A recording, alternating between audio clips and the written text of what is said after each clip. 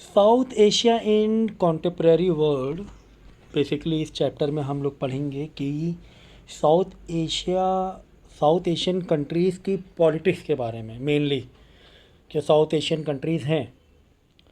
अब south Asian countries जैसे India हुआ, पाकिस्तान हुआ, देन बांग्लादेश है, श्रीलंका है, भूटान है। ठीक है ना। तो ये जो साउथ एशियन कंट्रीज़ हैं इनकी क्या पॉलिटिक्स हैं, आपस में बीच में क्या अफेयर्स हैं, क्या मैटर हैं, क्या कॉन्फ्लिक्ट्स हैं। ठीक है ना। इनके आपस में क्या कॉन्फ्लिक्ट्स हैं, कैसे बेहतर हो सकता है, डेमोक्रेसी कैसे ला सकते हैं। ठीक है।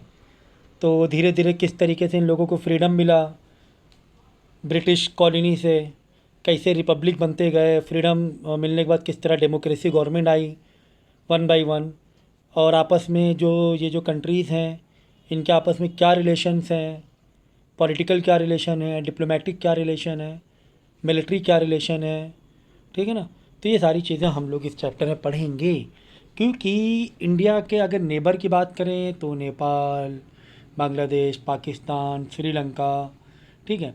अब ये सब साउथ एशियन कंट्रीज़ और इंडिया के नेबर भी हैं, तो डेफिनेटली इंडिया के रिलेशन हमारे नेबर कंट्री से किस तरीके से मेंटेन है, कैसे मेंटेन बेहतर रखना चाहिए, किस तरह तरीके से हम लोग ज़्यादा डेवलप कर सकते हैं रिश्तों को। तो ये चीज़ें समझने वाली हैं। ठीक है ना। सो ये सब टॉपिक पढ़ेंगे। साउथ एशिया, एशियन अफेयर्स हुआ, what is south Asia, political system क्या है साउथ एशिया में, मिलिट्री और डेमोक्रेसी इन पाकिस्तान के बारे में पढ़ेंगे, नेपाल के बारे में पढ़ेंगे, श्रीलंका के बारे में पढ़ेंगे, बांग्लादेश के बारे में पढ़ेंगे, भूटान के बारे में पढ़ेंगे, आपस में कैसे रिलेशनशिप और कैसे कोऑपरेशन होना चाहिए वो पढ़ेंगे हम लोग। ठीक है ना। ज़्यादा से ज़्यादा पीस फुल रिलेशनशिप कैसे बनाया जाए, डिस्टर्बेंस ना रहे आपस में। जो भी नेबर्स कंट्रीज़ हैं, तो डिस्टर्बेंस कम रहेगा तो डेफिनेटली इकोनॉमिकली भी हम लोग को डेवलप कर सकते हैं अपने आप को। डिस्टर्बेंस ज़्यादा रहता है अगर आप देखो सेंट्रल गल्फ़ कंट्रीज़ में देखो, इज़राइल है और आपका इजिप्ट हुआ, ईरान है, फिर पैलेस्तीन है, तो किस तरीके से यमन हुआ, डिस्टर्बेंस है इनके अंदर, होम वार भी होता है और फिर दो कंट्रीज़ के बीच में भी कुछ ना कुछ मसले रहते हैं। तो कहाँ कैसे डेवलपमेंट कहाँ हो पाता है, फिर पीछे हो जाती है कंट्री वो। जैसे यूक्रेन और रशिया का देखो क्या हाल है, यूक्रेन का। है ना। तो गल्फ़ तो नेबर कंट्रीज़ के साथ में एक हेल्दी पॉलिटिकल रिलेशन होना बहुत ज़्यादा ज़रूरी है।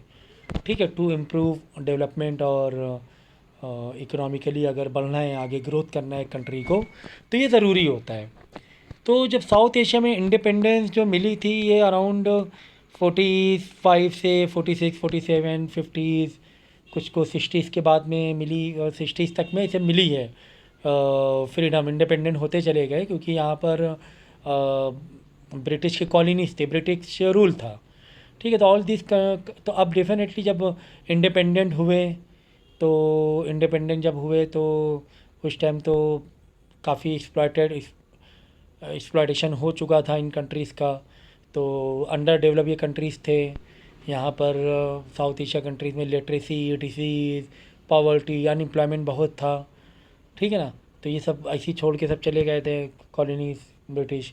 तो इनको नया डेवलपमेंट करना था। जब नया डेवलपमेंट करना था आपस में सपोर्ट होना बहुत ज़रूरी है। अब आपको पता है इंडिया पाकिस्तान में कितना ज़्यादा एक डिस्टर्बेंस रहा है, चलता रहा है, कई बार वॉर भी हुई।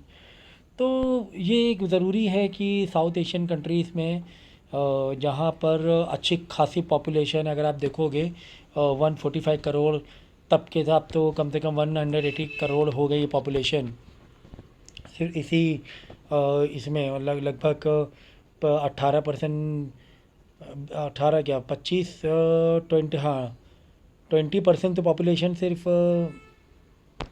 20, हाँ 600, 300, 25% पॉपुलेशन लगभग साउथ एशियन कंट्रीज़ में ही है वर्ल्ड की। तो ऐसे में यहाँ पर स्टेबिलिटी, पॉलिटिकल स्टेबिलिटी, है ना, डेवलपमेंट होना बहुत ज़्यादा ज़रूरी है क्योंकि काफ़ी बड़ा पार्ट पॉपुलेशन का यहाँ पे रहता है। तो साउथ एशियन क्या अफेयर्स हैं, अफेयर मतलब किसके कैसे रिलेशन हैं, ये हम लोग पढ़ेंगे कि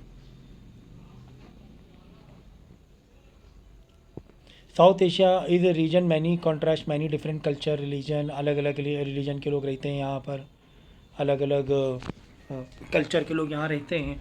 तो आपस में एक म्यूचुअल अंडरस्टैंडिंग बनाना बहुत ज़्यादा ज़रूरी हो जाता है इसे में। तो डिस्प्यूट होने के चांसेस ज़्यादा रहते हैं क्योंकि कल्चर बहुत हैं, रिलीजियस बहुत हैं। एक सिंगल या दो रिलीजन तो है नहीं, कम से कम 20 रिलीजियस हैं, उसमें सैकड़ों कल्चर हैं, कास्ट हैं, तो एक अपसेटनेस रहती है, ठीक है ना। तो what is south Asia? South Asia countries मैंने बता दिया आपको पहले ही कि south Asian countries R India, Pakistan, Bangladesh, Sri Lanka, Nepal, Bhutan, Maldives, ठीक है।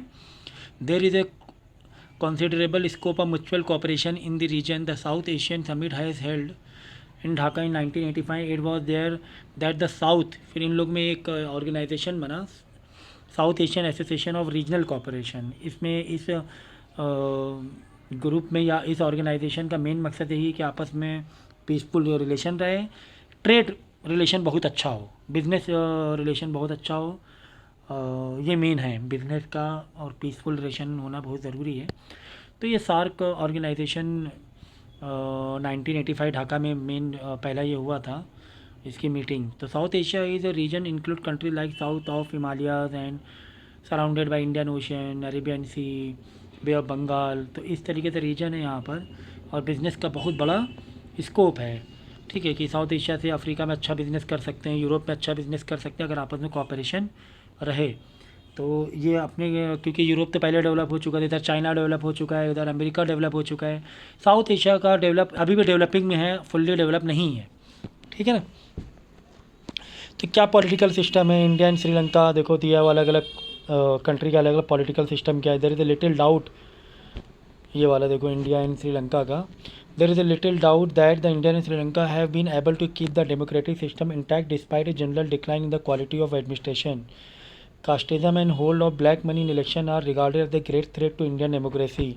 वैसे तो डेमोक्रेसी है लेकिन फिर भी ब्लैक मनी थोड़ा बहुत होता रहता है, खरीद फरोख्त इसकी एम एम पी इसके the ethnic division rift between Tamil and Sinhalese, तो थोड़ा बहुत रिफ्ट भी है श्रीलंका और इंडिया के बीच में। तमिल का एक लेकर रिफ्ट है, तमिल को अलग बोलते हैं, अलग करो हमारा ये, तो ये एक थोड़ा बहुत रहता ही है, ठीक है। बांग्लादेश है, देखो क्या इंडिया प्ले, बांग्लादेश तो इंडिया से अच्छा है क्योंकि बांग्लादेश का जो मेन एग्जिस्टेंस हुआ था इंडिया ने ही कराया था, पाकिस्तान से वॉर करके बांग्लादेश बना था, यू नो दैट, ठीक है ना। तो Pakistan after the end of cold war, Pakistan had been for a few year under democratic elected government. Pakistan में तो भाई पाकिस्तान इंडिया का पता ही आपका, कश्मीर वाले मुद्दे से कुछ ना कुछ ये रहता ही है इंडिया और पाकिस्तान का अगर रिलेशन देखें तो पाकिस्तान में भी डेमोक्रेसी है क्योंकि इलेक्शन होते हैं वहाँ पर, ठीक है। लेकिन नेपाल में देखो, बांग्लादेश में डेमोक्रेसी है, इंडिया श्रीलंका में डेमोक्रेसी है, चुनाव होते हैं, इलेक्शन होते हैं पाकिस्तान, लेकिन नेपाल में अभी मोनार्की चलती है, राजा वाला सिस्टम चलता है, महाराजा वाला सिस्टम अभी भी चलता है। भूटान में मोनार्की है, वहाँ पे राजा महाराजा वाला सिस्टम चलता है, प्रिंस और किंग वाला सिस्टम चलता है।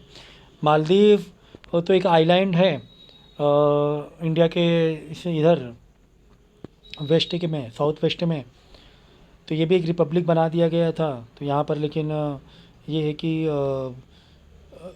इलेक्शन होते हैं यहाँ पर, एक तरीके से हम कह सकते हैं कि ये डेमोक्रेसी है। अफ़गानिस्तान तो कभी डेमोक्रेसी में रहता है, कभी किसी में रहता है। अभी देखो वापस तालिबान का उसमें कब्ज़ा हो गया, तो भाई बीच में जो अमेरिका ने हमला किया था 2001 में, तो वहाँ पर फिर इलेक्शन होने लगे थे, लेकिन वापस देखो फिर से ये हो गया है, तालिबान का कब्ज़ा हो गया। तो ये जो अफ़गानिस्तान की पॉलिटिकल जो ये है बहुत ज़्यादा डिस्टर्बेंस रहता है,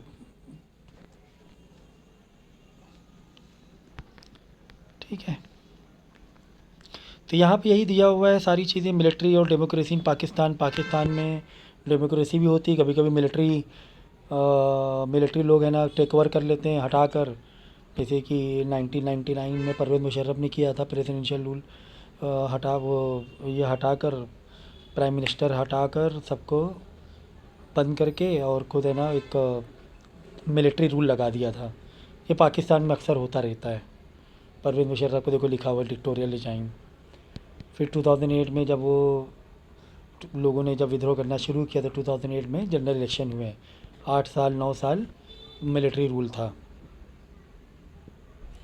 पाकिस्तान में काफ़ी डिस्टर्बेंस है अभी भी, कुछ ना कुछ डिस्टर्बेंस रहता ही है पाकिस्तान में, तो ये पूरा पढ़ लेना, क्योंकि वहाँ पे टेररिस्ट वाला भी एक मसला है। पाकिस्तान खुद भी झेल रहा है टेररिस्ट को, क्योंकि फिर वो कश्मीर वाला एक सेंसिटिव मैटर है, तो वहाँ से अलग ग्रुप बनते हैं। पाकिस्तान सपोर्ट करता है, बात अलग है, लेकिन इसके अलावा भी पाकिस्तान को भी झेलना पड़ता है, क्योंकि होता है ना कि पाला जिसने, फिर अब उसके अगेंस्ट हो जाते हैं कभी कभी टेररिस्ट भी जो ग्रुप होते हैं। तो बस ये चीज़ें दिक्कत हैं, पाकिस्तान का पूरा दिया हुआ है, तो ये मैंने बता दिया आपको, ओवरव्यू दे दिया है। बांग्लादेश में तो चलो ठीक है, काफ़ी हद तक के बांग्लादेश में जब अलग हुआ था 1972 में, तो जब से इलेक्शन हो रहे हैं वहाँ पर और प्रॉपर तरीके से गवर्नमेंट बनती है, लेकिन अभी जस्ट 1-2 महीने पहले पब्लिक ने होम वॉर कर दिया था और वहाँ पर पूरा ये सब कर दिया। पब्लिक ने ही आकर अपना, इतनी ज़्यादा पब्लिक अनसेटिस्फाई थी गवर्नमेंट से अपने, कि वहाँ के जो भी पार्लियामेंट है सबको अटैक कर दिया वहाँ पर, और प्रधानमंत्री वहाँ की जो शेख हसीना थी उनको भागना पड़ा, इंडिया में आना पड़ा। तो अभी इलेक्शन हुए नहीं हैं। अपोजिशन जो मेन अपोजिशन पार्टी है वो शायद अभी इलेक्शन कराएगी।